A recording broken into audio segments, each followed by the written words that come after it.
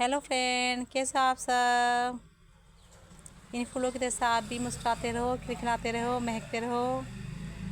मित्रों, आज हम फिर से आ गए अपनी बगिया में एक नई औषधि पौधे के साथ के बारे में बात करेंगे। नई जड़ी बूटी के बारे में हम जानकारी आपको देंगे। मित्रों, मैं हर बार की अपनी जब भी वीडियो बनाती हूँ तो आपको सबसे पहले ये बताती हूँ कि आप किसी भी जड़ी बूटी का प्रयोग आयुर्वेदिक डॉक्टर की सलाह से ही करें, क्योंकि हर किसी की तासीर अलग अलग होती है। इसलिए मैं हर बार यही बताती हूँ कि किसी भी जड़ी बूटी की अगर आपने पहचान कर ली है तो उसका उपयोग खुद न करके डॉक्टर की सलाह से ही करें और किसी आयुर्वेदिक डॉक्टर से पूछ करके कि हम इसका उपयोग कर सकते हैं। मैं यहाँ पे आपको सिर्फ इसलिए पहचान बताती हूँ पौधों के बारे में, जड़ी बूटियों के बारे में, कि आप उसको खरपतवार समझकर ऐसे उखाड़ कर ना फेंक दो, क्योंकि हमारे आसपास बहुत सारे पेड़ पौधे होते हैं, बहुत सारी जड़ी बूटियाँ होती हैं जिनको हम जाने अनजाने में उखाड़ कर खरपतवार समझते हैं और फेंक देते हैं उखाड़ करके। मैं आपको इसलिए इनकी पहचान बताती हूँ ताकि आप इनकी अच्छे से पहचान कर लें, और अगर आपको ये दिखाई देते हैं अपने आसपास तो आप इनको उखाड़ कर ना फेंको और इनका संरक्षित कर लो, सुरक्षित कर लो, ताकि ये आने वाले समय में या कभी भी हमें इनकी ज़रूरत पड़ सकती है, हम इनका उपयोग कभी भी कर सकते हैं कि कौन सी दवा किस बीमारी में काम आ जाए। हमारे यहाँ पे बहुत सारी जड़ी बूटियाँ हैं तो हम इनका उपयोग कर सकते हैं। किसी भी डॉक्टर को आप दिखा करके कि कोई भी आयुर्वेदिक डॉक्टर है तो आप उनसे पूछ सकते हैं, उन्हें जड़ी बूटी दिखा सकते हैं और उनसे इनके सेवन की विधि पूछ सकते हैं कि किस बीमारी में इसका सेवन कितना कितना करना चाहिए। तो आज हम बात करते हैं भंगराज के पेड़ के बारे में। आपको हम उस बूटी के बारे में बताते हैं कि इसकी क्या पहचान है और किस प्रकार से दिखाई देता है। उस पर लगते हैं, देखो, इस तरह के फूल, ये इसकी पत्तियां हैं और इस तरह के इस पर बीज आते हैं। जब हम इसके पत्तों को हाथों से मसलेंगे तो वो हमारे हाथों पर हरे काले रंग को छोड़ देगी, गहरे रंग को। इसका हरा और गहरा रंग इसकी पहचान है। काला और हरा रंग गहरा हो जाता है, वो इसकी पहचान है, और हल्का हरा रंग होता है, ये तीन इसकी पहचान है। ये हमारी त्वचा के लिए लाभदायक है, हमारे बालों के लिए लाभदायक है। अगर किसी के बाल ऐसे में सफ़ेद हो रहे हैं या बाल झड़ रहे हैं, बालों में चमक नहीं है, तो हम इसका उपयोग कर सकते हैं। ये हमारे बालों को काला करने में सहायक है। हम इसके कुछ पत्ते लेंगे, उनको पीस लेंगे, उसका रस निकाल कर अगर हम अपने बालों में लगाएंगे तो बालों में जो है डैंड्रफ नहीं होगा और बालों की जो जड़ जो है वो काला होने लगेगी धीरे धीरे। हम इसके पत्तों को लेकर थोड़ा लेप बनाएंगे, पीसेंगे, उसका रस निकालेंगे और उसमें रीठा, आंवला, सिकाकाई, इन सबको कूट कर मिला लेंगे एक कढ़ाई में, अच्छे से लेप बना करके अपने बालों की जड़ों में ठीक प्रकार से लगाए।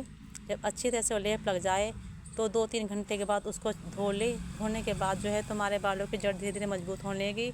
बाल जो है वो ऐसे में सफ़ेद नहीं होंगे और बालों में प्राकृतिक चमक आ जाएगी। अगर हमें कोई तेल बनाना है भंगराज का तो हम नारियल का, तिल का और सरसों का, इनमें से कोई सा भी तेल ले लेंगे जो हमें पसंद है वो। उसमें कुछ पत्ते हम भंगराज के डालेंगे और उसको लोहे की कढ़ाई में तब तक पकाते रहे जब तक वो पूरी तरह से काले ना पड़ जाए। फिर उसको ठंडा कर ले और छान ले, हमारा तेल तैयार हो जाएगा। सर धोने के बाद हम इस तेल से बालों की हल्के हाथ से मालिश करेंगे और इससे बाल हमारे जो है अच्छे और जड़ें मजबूत हो जाएंगी। हम इनके पत्तों का प्रयोग जो है मेहंदी में भी कर सकते हैं। लोहे की कढ़ाई में हम मेहंदी घोलेंगे, उसमें कुछ पत्तों का रस निकाल करके हम मेहंदी में डाल देंगे या फिर ऐसे ही पत्तों को छेद करके उसमें डाल देंगे मेहंदी के अंदर। उसके घोल को फिर अपने बालों में मेहंदी को जब लगाएंगे फिर धो लेंगे। जब हमें 4-5 घंटे बाद मेहंदी को धो सकते हैं हम। इससे भी हमारे बालों में प्राकृतिक शाइनिंग आएगी, बाल जो है हमारे प्राकृतिक रूप से काले हो जाएंगे। अगर किसी की त्वचा जो है वो फट जाती है या त्वचा फटने के बाद गलने लगती है तो उसमें भी हम जो इसका उपयोग कर सकते हैं। भंगराज जो है त्वचा के लिए भी लाभदायक है। जो लोग पानी में अधिक रहते हैं तो उनके जो है हाथ पे जो है फट जाते हैं, गल जाते हैं, तो उसके लिए हमें इसके पत्तों को पत्तों का रस लेंगे, छेद करके इसके पत्तों का रस निकाल ले। फिर उन रस को में थोड़ा खोया भिगोएंगे, रुई को भिगो के उसका जो है प्रभावित हिस्सों पे लगाएंगे। इसका रस निकाल करके जिस जगह पे भी घाव है या जहाँ से हमारे जो हाथ पैर फटे हुए हैं हम उस पर उस रस को फोए की मदद से लगाएंगे। अगर किसी के कोई अंदरूनी चोट है या अंदरूनी जख्म है या कोई घाव हो गया है वो ठीक नहीं हो पा रहा है, तो हम इसके पत्तों का रस निकालेंगे छील करके। उस रस को हम गर्म करेंगे। गर्म करने के बाद हम रुई की सहायता से हल्के हल्के अपनी चोट पर, जहाँ अंदरूनी चोट है उनके उस जगह पर प्रभावित हिस्सों पर लगाएंगे, और जो घाव है वो भी धीरे धीरे भरने लगेगा और चोट जो है वो भी धीरे धीरे ठीक हो जाएगी, चोट में भी आराम मिलेगा। इस प्रकार से भंगराज के बहुत सारे फ़ायदे हैं, बहुत सारे लाभ हैं। मेरे प्यारे मित्रों, अगर आपको जानकारी अच्छी लगती है तो प्लीज़ मुझे कमेंट करें, लाइक करें और शेयर करें, और बताएं कि आपको कुछ पूछना है तो मुझे कमेंट करके पूछ सकते हैं। आपको मेरा वीडियो अच्छा लगता है तो प्लीज़ शेयर करें। फिर मिलते हैं किसी और जड़ी बूटी के बारे में बात करेंगे आगे। तब तक के लिए धन्यवाद।